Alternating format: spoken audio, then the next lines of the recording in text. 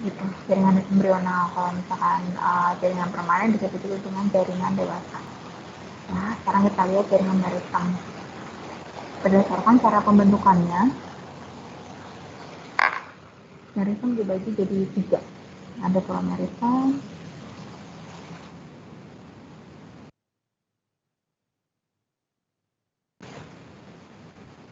meristem primer,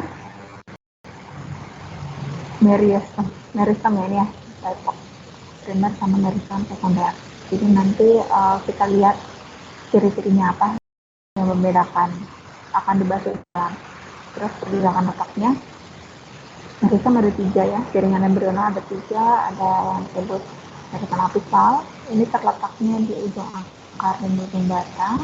Kemudian meristem interkalar, letaknya di antaruas tumbuhan berluas-luas ya kan, pada yang paling jelas itu biasa pada batangnya ya, karena pada bambu kan. Terus ada meristem lateral. Nah, meristem lateral itu dia ada di bagian samping atau menyebabkan ke samping, tidak ke jaringan permanen atau dewasa. Jaringan dewasa itu ada banyak nih. Yang pertama ada yang disebut jaringan pelindung, terdiri dari jaringan epidermis sama jaringan gabus. Jadi ini klasifikasinya berdasarkan fungsi. Pembagian berdasarkan fungsi jaringan. Terus ada jaringan parenkim. Jaringan parenkim itu disebut juga jaringan dasar.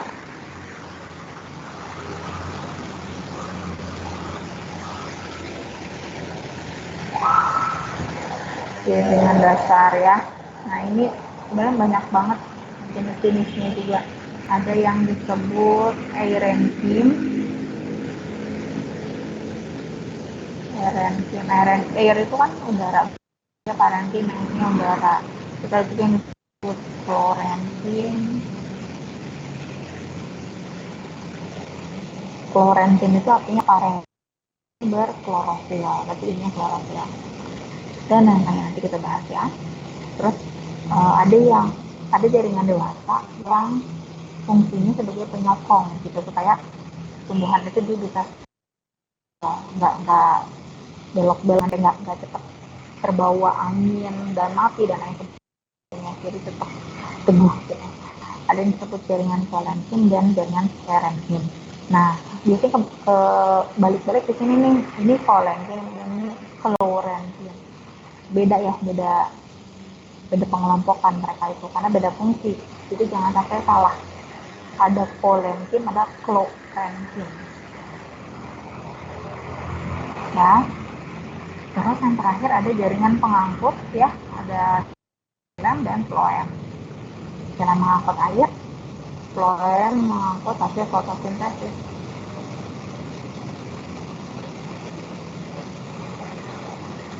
Gitu. Lu atau bisa saya lanjut? Bentar, Bu. Boleh.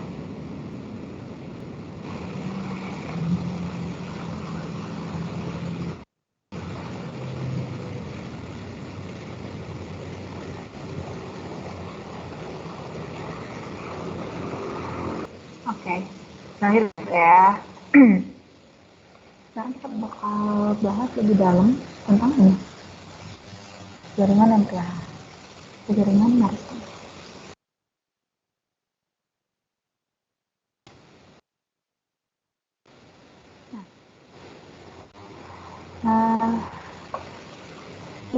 Fungsi. Ciri-ciri ya, ciri-ciri dari jaringan meristem. Yang pertama, sifatnya meristematik atau aktif membelah. Nah, jadi jaringan meristem kan tadi saya bilang disebut juga sebagai untuk apa? Jaringan embrio.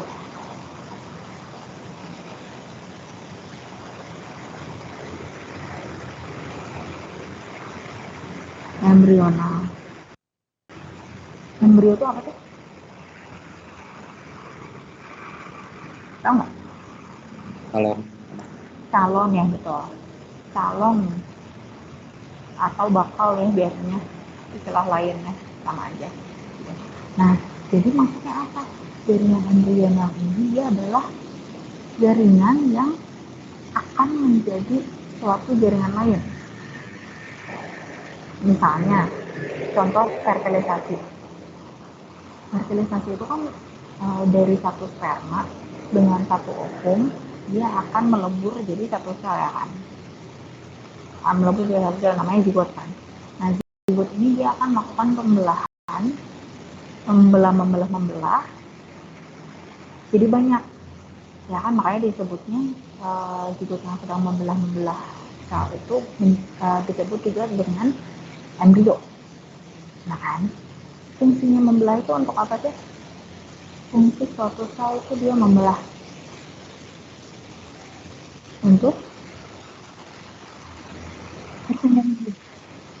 berkembang biak. Satu sel dulu. Itu kan kalau berkembang biak kita Bertumbuh, Bu. untuk tumbuh itu membentuk apa? Membentuk apa kalau tumbuh? Membentuk organ ya kan? Nanti kan dari satu sel embrio ini kan nanti akan terbentuk organ-organ. Kalau pada manusia misalnya nanti dibentuk jantung, dibentuk hati, dibentuk paru-paru gitu. Nah, karena sekarang kita bahasannya adalah jaringan tumbuhan, maka organnya adalah apa aja nih? Organ tumbuhan.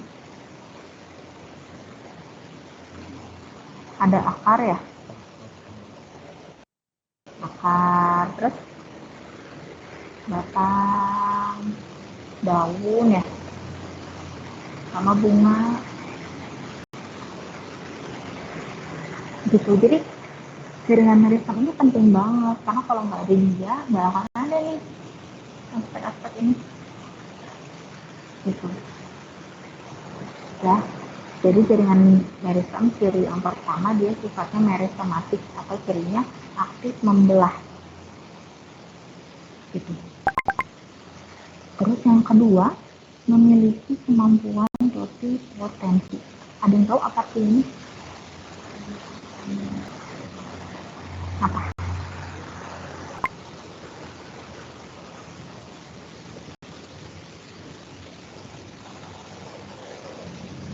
Nggak tahu. Perkembangan sel gitu bukan? Perkembangan menjadi apa? Jadi sel dewasa. Iya, betul.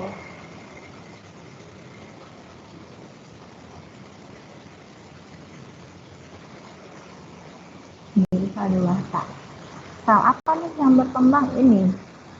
Sel meristem. Kan kita lagi bahas sel meristem. Jadi sel meristem ini dia sebenarnya dia punya kemampuan untuk menjadi sel dewasa. Misalnya ya, saya punya satu sel embrio atau sel meristem. Jangan ini ya, jangan sampai merasa itu hal yang berbeda. Sel embrional sama sel meristem sama. Saya punya sel meristem, kemudian dia itu akan membelah gitu ya, jadi banyak membelah, terus dia akan membentuk struktur filem misalnya. Sekarang saya tanya, filem ini dia bisa pindah profesi nggak? Misalnya dari filem dia mau jadi epidermis, bisa nggak?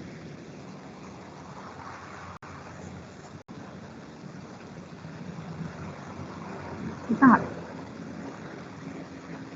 Dia udah jadi filem nih, terus dia mau jadi epidermis, bisa nggak kira-kira?